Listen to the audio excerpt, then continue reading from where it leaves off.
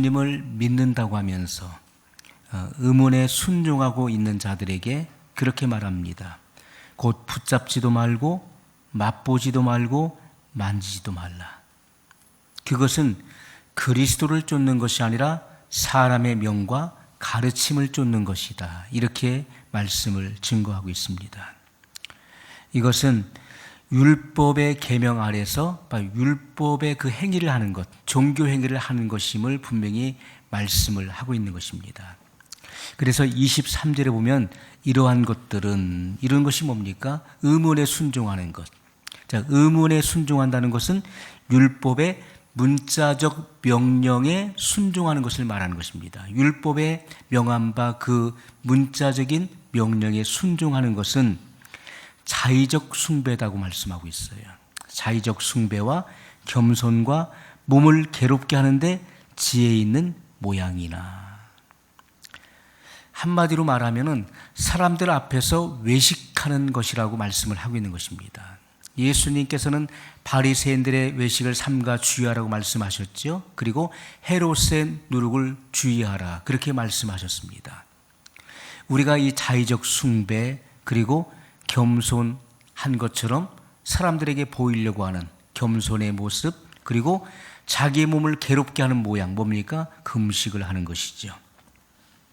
그래서 자기가 마치 하나님을 잘 섬기는 것처럼 보이려고 겸손한 것처럼 행동한다는 것입니다. 실제는 겸손하지 않은데 하나님은 사람의 외모를 취하지 아니하시고 그 중심을 보시는 분이십니다.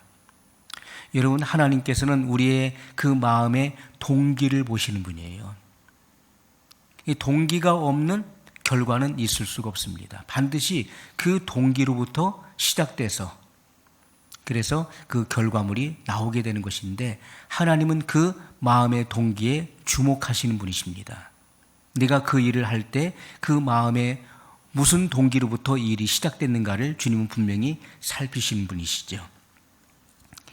자, 그래서 사람들은 마치 자기가 하나님을 잘 섬기는 것처럼, 그래서 겸손의 모습으로 나오는 것입니다. 겸손의 모습을 보이는 거예요.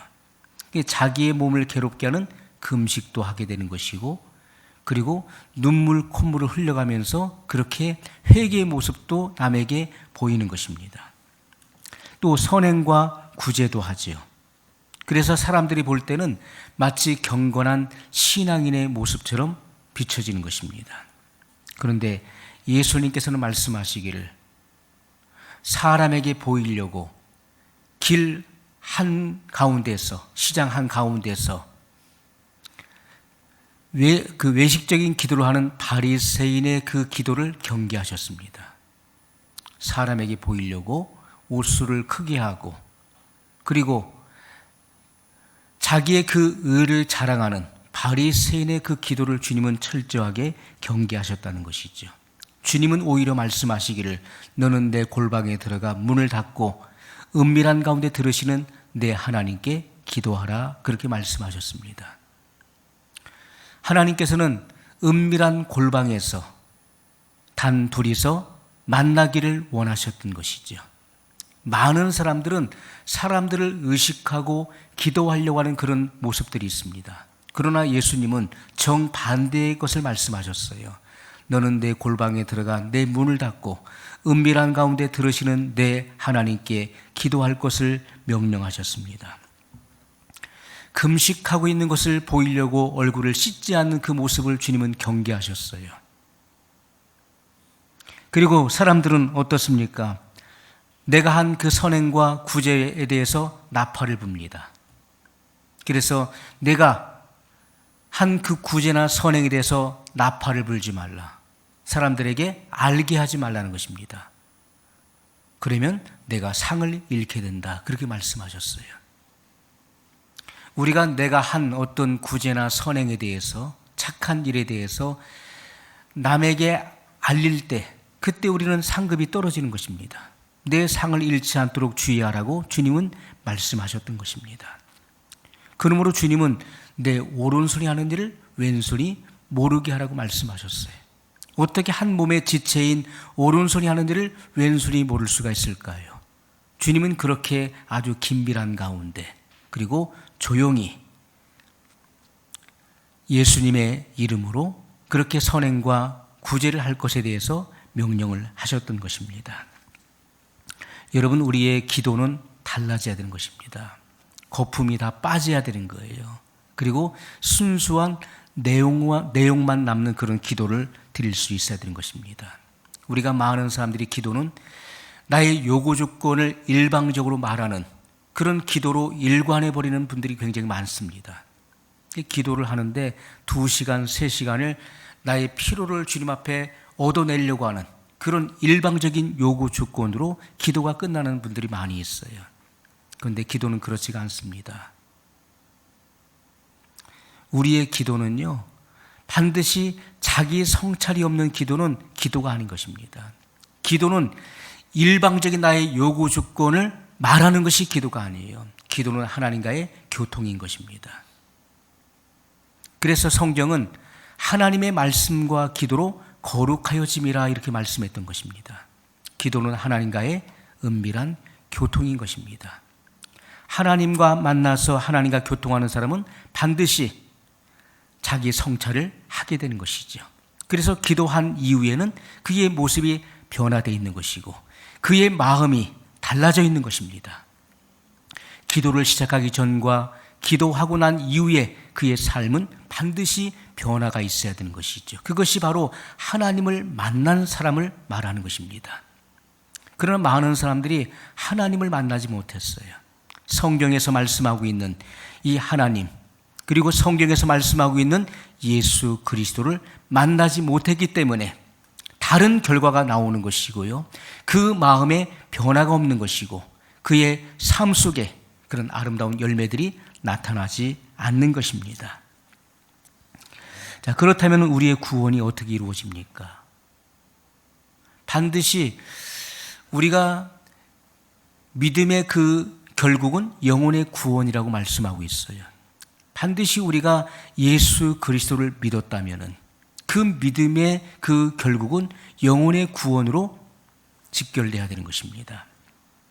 로마서 10장 10절에 보면 사람이 마음으로 믿어 의에 이르고 입으로 시인하여 구원에 이르느니라. 이렇게 성경은 증거하고 있습니다.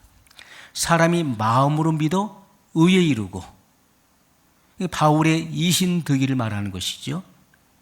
입으로 시인하여 구원에 이른다. 우리가 마음에 믿어진 바를 입으로 시인할 때 구원에 이르게 된다는 것을 말씀하고 있습니다. 로마서 10장 17절에 그러므로 믿음은 들음에서 나며 들음은 그리스도의 말씀으로 말미암았느니라. 이렇게 말씀을 하고 있습니다.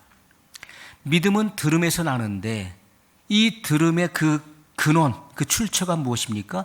그리스도의 말씀으로부터 이 믿음이 생성되는 것임을 성경은 증거를 하고 있습니다. 자, 그런데 이 믿음이 어떻게 생겨나는가? 우리가 다 믿음을 갖길 원하지요. 왜냐하면 이 믿음이라고 하는 것은 그리스도의 말씀으로부터 나오는 것인데 데살로니가후서 3장 2절에 보면 믿음은 모든 사람의 것이 아니니라. 이렇게 말씀하고 있어요. 내가 믿고 싶다고 해서 믿음이 주어지는 것도 아니고요. 내가 이제부터 신앙생활을 잘해야지 해서 되는 것도 아니라는 것입니다. 그것은 자의적 숭배가 되는 것입니다. 에베소 2장 8절로 9절에 너희가 그 은혜를 인하여 믿음으로 말미암아 구원을 얻었나니. 여러분, 이 은혜라고 하는 것은요, 하나님의 일방적인 그런 선물을 말하는 것입니다. 내가 달라고 해서 주시는 게 아니에요. 내가 갖고 싶다고 해서 주어지는 것이 아닙니다. 은혜라고 하는 것은 하나님의 일방적인 선물이에요. 그래서 너희가 그 은혜를 인하여 믿음으로 말미암아 구원을 얻었나니 이렇게 말씀하고 있어요. 이것이 너희에게서 난 것이 아니요 하나님의 선물이라. 행위에서 난 것이 아니니 이는 누구든지 자랑치 못하게 하려 함이니라. 이렇게 말씀을 하고 있습니다. 우리가 그리스도의 말씀을 듣고 성령의 역사를 통해서 믿음으로 구원을 받게 되는 것입니다. 우리가 다시 말한다면은 우리가 은혜로 택함을 받아서 구원을 얻는다는 거예요. 하나님의 은혜로 택함을 얻어서 구원을 받게 된다. 그런데 많은 사람들이 이것을 종교적인 행위로 구원을 얻을 것처럼 생각을 합니다. 오늘 제가 5시간 기도를 했습니다. 그리고 성경을 100장을 읽었어요. 그리고 2사람을 전도했어요. 그러면 하나님이 기뻐하시는 것 같지요? 마음이 뿌듯하지요? 그리고 하나님의 일을 한 것 같지요? 왜? 기도를 5시간 했잖아요. 눈물 콧물 쏟아가면서 열심으로 기도했어요. 허리가 끊어지는 것 같은 그러한 기도를 했습니다. 그리고 하나님의 말씀을 알고자 해서 우리가 성경을 100장을 읽었어요. 제가. 그리고 전도를 했습니다. 하나님이 기뻐하시잖아요. 그래서 우리가 이러한 일을 하고 나면은 뭔가 하나님이 기뻐하시는 것 같고 하나님이 나를 인정하신 것 같은 그런 느낌을 받는 거예요. 그런데 어느 날은 부부싸움을 했어요. 할 말 못할 말 다 했습니다. 그러고 나니까 믿음이 하나도 없는 것 같아요. 구원도 못 받을 것 같아요. 성경도 읽지 못하고 전도도 못하고 기도도 한마디도 못했어요. 자, 그랬을 때 하나님이 멀리 계시는 것처럼 느껴지는 거예요. 오늘 주님이 오시면은 구원받지 못할 것처럼 생각되어지는 것입니다. 이것이 바로 나의 의를 말하는 것입니다. 그것이 나의 의예요. 종교 행위로 구원을 받으려고 하는 것과 같은 것입니다. 그 마태복음 9장 16절로 17절에 예수님께서 이렇게 증거하셨어요. 생배 조각을 낡은 옷에 붙이는 자가 없나니 이는 기운 것이 그 옷을 당기어 헤어짐이 더하게 됨이요 새 포도주를 낡은 가죽 부대에 넣지 아니하나니 그렇게 하면 부대가 터져 포도주도 쏟아지고 부대도 버리게 됨이라. 새 포도주는 새 부대에 넣어야 둘이 보존되느니라. 이렇게 말씀하셨어요. 자, 생배 조각은 새 포도주와 같은 의미예요. 낡은 옷은 낡은 가죽 부대와 같은 의미인 것입니다. 자, 새 포도주나 생배 조각은 뭘 의미합니까? 예수님의 새 언약의 말씀을 의미하는 것이죠. 이것은 권세 있는 새 교훈입니다. 유대인들이 회당에서 예수님께서 증거하시는 말씀을 들었을 때 그들이 외쳤던 말이 무엇입니까? 이 어찌미뇨 이는 권세 있는 새 교훈이로다. 이렇게 말씀했어요. 예수님의 말씀은 권세 있는 새 교훈입니다. 그래서 여호와의 말씀이 밤마다 내 심장을 교훈하도다. 교훈하는도다. 시편 기자는 그렇게 고백했던 것입니다. 주님의 입으로 선포되는 증거되는 그 말씀은 권세 있는 새 교훈이에요. 그것은 바로 생명의 말씀인 것입니다. 그래서 새 포도주와 생배 조각이라고 말씀을 하고 있는 것이죠. 그래서 사도 바울이 히브리서 6장 1절로 2절에 이렇게 증거하고 있습니다. 바울은 그리스도도의 초보를 버릴 것에 대해서 말씀하고 있어요. 너희가 그리스도도의 초보를 버리라. 우리가 그리스도도의 초보가 뭡니까? 예수님을 믿는다고 입으로는 고백하면서 율법적인 신앙으로 계속 돌아가는 거예요. 그것이 그리스도도의 초보를 말하는 것이죠. 성경은 분명히 말씀하시기를 예수님은 율법의 마침이 되신다라고 말씀했습니다. 주님은 새 언약의 말씀, 복음으로 율법을 완성하는 것입니다. 자, 그래서 우리가 예수님께서 이 땅에 계시는 동안에 증거하셨던 하나님 나라의 비밀을 우리가 온전히 알게 될 때 주님의 재림을 준비할 수 있는 지혜가 임하게 되는 것입니다. 바로 주님께서 증거하셨던 새 언약의 복음.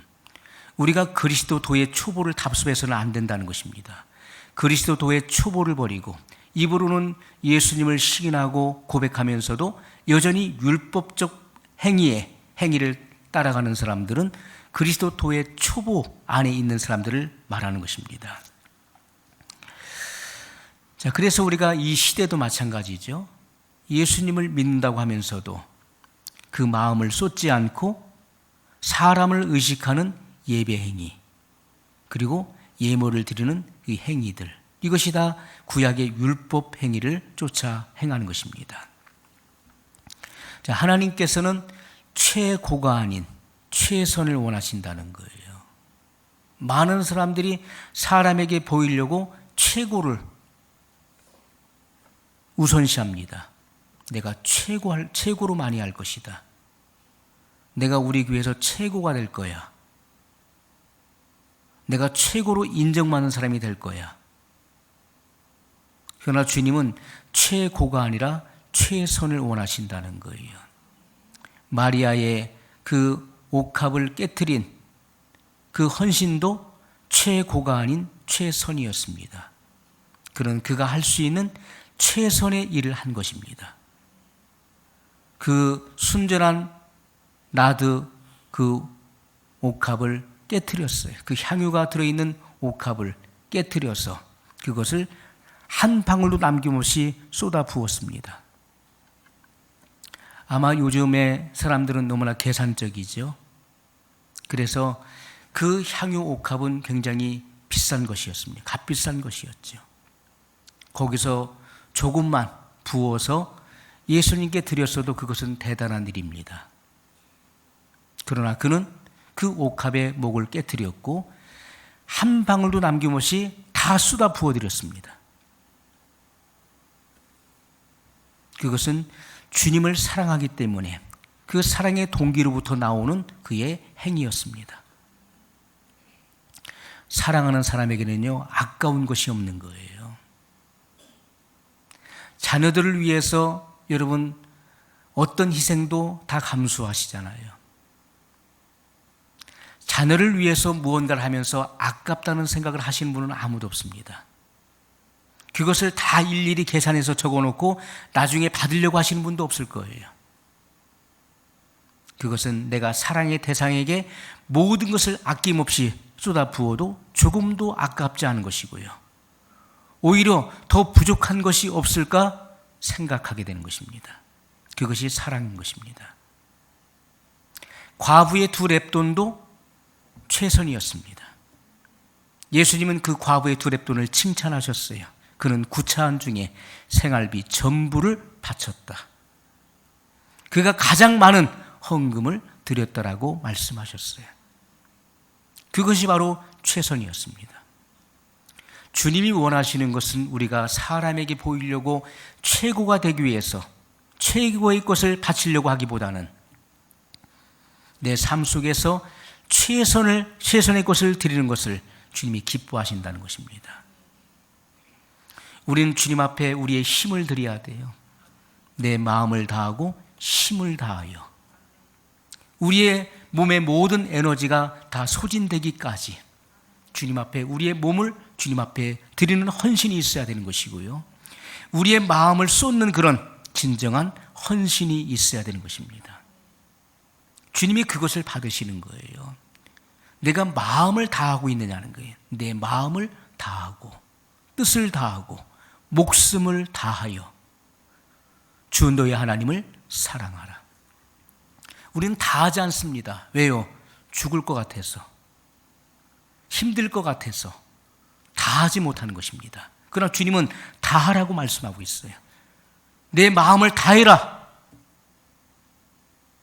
내 힘을 다하고 목숨을 다하라.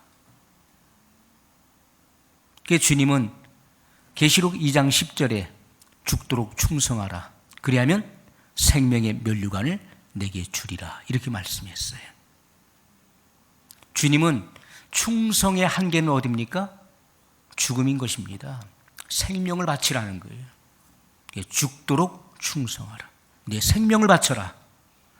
무릇 살고자 하는 자는 죽을 것이요 죽고자 하는 자는 살 것이라 말씀했어요. 주님을 위해서 목숨을 바치는 자는 반드시 영생의 부활로 나올 것에 대해서 예수님은 말씀하셨다는 것입니다. 율법 아래서 율법의 행위를 쫓는 자들은 그리스도가 오시는 재림의 계시를 절대로 알 수가 없는 것입니다. 재림의 계시를 알 수 없는 사람들은, 알지 못하는 사람들은 그날을 준비할 수가 없게 되는 것이죠. 그냥 단순하게 때가 되면 예수님은 오실 것이고, 그리고 나는 예수님을 믿으니까 나는 구원받아서 천국 간다라고 생각하는 것입니다. 막연하게 그렇게 생각하는 거예요. 자, 히브리서 6장 1절로 2절에 그러므로 우리가 그리스도 도의 초보를 버리고, 자, 그리스도 도의 초보가 뭡니까? 율법을 말하는 것이죠. 율법의 문자적인 그 명령대로 순종하는 것을 말하는 것입니다. 문자적인 명령에 순종하는 거예요. 자, 우리가 그리스도 도의 초보를 버리고 죽은 행실을 회개함과 하나님께 대한 신앙과 세례들과 안수와 죽은 자의 부활과 영원한 심판에 관한 교훈의 터를 다시 닦지 말고 완전한 데 나갈지니라. 자, 우리가 완전한 데 나가라고 주님 말씀하고 있어요. 우리가 초보적인 그런 신앙을 답습하지 말고 그리스도의 장성한 분량이까지 이룰 것을 말씀하고 있는 것입니다. 주님이 원하시는 이 마지막 시대에 주님이 원하시는 것은 신부를 원하시는 것인데, 그것은 점도 없고 흠도 없고 티도 없고 주름 잡힌 것이나 얼룩짐이 없는 그런 온전한 정결한 신부를 주님이 얻기를 원하신다는 것입니다. 자, 그런데 사람들은 어떻습니까? 계속해서 죄를 짓는 거예요. 죄를 짓고 회개하고. 그래서 죄를 지어도 회개하면 되니까, 회개의 수단이 있기 때문에 죄를 져. 그리고 회개하면 돼. 다 용서해 주시오. 이러한 일들을 계속 반복하는 것입니다. 죄를 짓고 회개하고, 그리고 육신으로 지은 죄만 계속 회개하는 거예요. 자, 성경은 이렇게 말씀합니다. 율법은 장차 올 좋은 것들의 그림자라. 율법은 장차 올 좋은 것의 그림자에 불과한 것입니다. 그리고 참된 것의 완전한 모양이 아니라고 말씀을 하고 있어요. 자, 율법 아래 있는 사람들은 똑같은 일을 계속 반복하게 되는 거예요. 죄 짓고 회개하고 죄 짓고 회개하고 이것을 계속 반복하게 되는 거예요. 그리고 어제 회개했는데 오늘도 또 회개할 거리가 또 있는 거예요. 내일 가보십시오. 또 회개에 또 죄의 생각이 반드시 또 나게 돼 있는 것입니다. 율법의 행위를 답습하기 때문에 그 사람은 온전해질 수 없다는 것이죠. 구약의 제사장들이 어떻게 했습니까? 매일같이 그들은 번제 드리는 일들을 반복했어요. 이스라엘 백성들 중에서 매일같이 죄를 짓는 사람들이 나오는 것입니다. 율법이라고 하는 것은요, 마음의 죄를 판단하지 못했어요. 단지 행위로 그 죄가 드러났을 때 그것을 정죄했던 것입니다. 사람이 죄를 지으면은 마음으로 짓는 죄를 어찌할 수 없는 거예요. 그러나 그의 죄가 행위로 드러났을 때 율법은 그것을 정죄했습니다. 그러나 예수님은 이 땅에 오셔서 율법보다도 더 강력한 법을, 새 법을 제시하셨어요. 여자를 보고 마음에 음욕을 품은 자마다 이미 마음에 간음하였느니라 말씀했어요. 그럼 여자를 보고 남자를 보고 음욕을 품지 않은 사람이 세상에 어디 있겠습니까? 다 품었어요. 그러면 다 간음했다는 거예요. 율법이 따라올 수 없는, 주님은 더 강력한 법, 하늘의 법을 주님은 선포하셨고 증거하셨던 것입니다. 하나님의 아들들에게 주시는 새로운 법이었습니다. 마음으로 미워한다면 그는 이미 살인자라고 말씀하셨어요. 여러분, 미워하지 않은 사람이 있습니까? 그동안 살아오면서 누군가를 미워하지 않았나요? 여러분, 미움은 바로 살인의 시초인 것입니다. 살인의 그 시초는 미움에서부터 시작된다는 거예요. 그 미움이 성장해서 결국 살인까지 가게 되는 것입니다. 그래서 주님은 이 마음의 동기를 살피신 분이시죠. 그래서 하나님의 아들들은요, 빛의 아들들은 이 세상의 법이 따라갈 수 없는 더 높은 수준의 그런 윤리 도덕성을 하나님이 요구하고 있다는 것입니다. 그것은 사랑으로 완성되는 법을 말씀하고 있는 것입니다. 로마서 5장 8절에 말씀하고 있는 것처럼 우리의 소망이 부끄럽지 아니함은 하나님의 성령으로 말미암아 하나님의 사랑이 우리 마음에 부은 바 됨이니. 우리가 성령을 받을 때 성령님께서 그분의 사랑을 우리 마음에 부으셨어요. 그래서 그분의 그 사랑으로 부어주신 그 사랑으로 말미암아 하나님을 사랑하고 이웃을 내 몸과 같이 사랑할 수 있는 그런 필연적인 존재가 됐다는 것입니다. 빛의 아들들은 그 사랑의 특성이에요. 하나님과 인간의 관계 속에서 하나님의 그 특성이 무엇입니까? 가장 두드러지게 드러난 그 특성이 무엇입니까? 그것은 바로 사랑이라고 하는 것이죠. 그 어떤 것보다도요, 죄인된 인간에게 있어서 하나님께서 인간에게 보여주신 그 하나님의 그 속성은요, 바로 사랑이었습니다. 일방적인 그 하나님의 사랑을 죄인인 인간에게 쏟아 부으셨어요. 그것이 십자가로 나타난 것입니다. 십자가는 하나님 사랑의 결정체인 것입니다. 우리는 이 십자가를 바라볼 때 하나님이 어떤 분이심을 우리는 알 수가 있는 거예요. 그분이 어떤 분이시다. 하나님 바로 사랑의 하나님이세요. 독생자를 죄인을 위해서 내어주신 그 사랑이에요. 그것이 바로 하나님의 속성이고 하나님의 마음이고 하나님의 사랑인 것입니다. 여러분, 구약의 제사장들은 죄인들을 위해서 계속해서 번제를 드리는 일을 반복했어요. 그리고 1년에 한 번 7월 10일은 대속죄일이죠. 속죄일에는 온 백성의 죄를 속하기 위해서 짐승의 피를 받아가지고 지성소로 들어갔습니다. 그럼에도 불구하고 그 죄로부터 완전히 해방되지 못했다는 것이죠. 그것은 해마다 계속해서 반복돼야 됐던 것입니다. 짐승의 피를 가지고는 인간의 죄를 완전히 속할 수 없었다는 것입니다. 왜냐하면 그것은 온전한 것에 그림자에 불과했기 때문에 그랬던 것입니다. 율법은 완전한 것에 그림자요 예표에 불과했던 것이죠. 그러나 참된 것, 더 좋은 것은 바로 예수 그리스도를 말씀하고 있는 것입니다. 예수님께서 이 땅에 오셔서 자기의 몸을 단번에 들이심으로 온전한, 그리고 단 한 번에 영원한 속죄를 이루셨다고 성경은 우리에게 증거하고 있다는 것이죠. 단번에 영원한 속죄를 예수님은 이루셨어요. 그리고 예수님은 하나님 보좌 우편에 앉으셨느니라, 이렇게 말씀을 하고 있습니다. 단 한 번의 제사로 거룩하게 된 자들을 영원히 온전하게 하셨다. 성경은 그렇게 증거를 하고 있습니다. 자, 성령님께서 이 일에 대해서 이렇게 말씀하고 있어요. 나중에 내가 다시 이스라엘 백성과 함께 새 언약을 맺을 것이다. 이것은 바로 새 언약을 말씀하고 있는 것입니다. 나중에 내가 다시 이스라엘 백성과 함께 새 언약을 맺을 것이다. 내가 나의 가르침을 그들의 마음에 새기고 그들의 가슴에 기록할 것이다. 또 말씀하시기를 그들의 죄와 악한 행동을 내가 다시 기억하지 않을 것이다. 이렇게 말씀했어요. 죄를 완전히 도말하셨다는 것입니다. 단번에 영원한 속죄를 이루셨음을 말씀하고 있어요. 구약에는 율법의 말씀을 돌비에 새겼지만은 새 언약의 시대에는 육의 신비에 새긴다고 분명히 말씀하고 있습니다. 그래서 하나님 말씀이 우리 육의 신비에 새겨지는 거예요.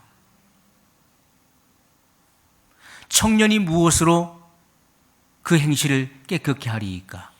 주의 말씀을 따라 삼갈지니이다. 내가 주께 범죄치 아니하려 하여 주의 말씀을 내 마음에 두었나이다. 시편 기자는 그렇게 고백했습니다. 주님의 말씀이 우리의 육의 신비에 새겨질 때 우리는 범죄치 않는 것입니다.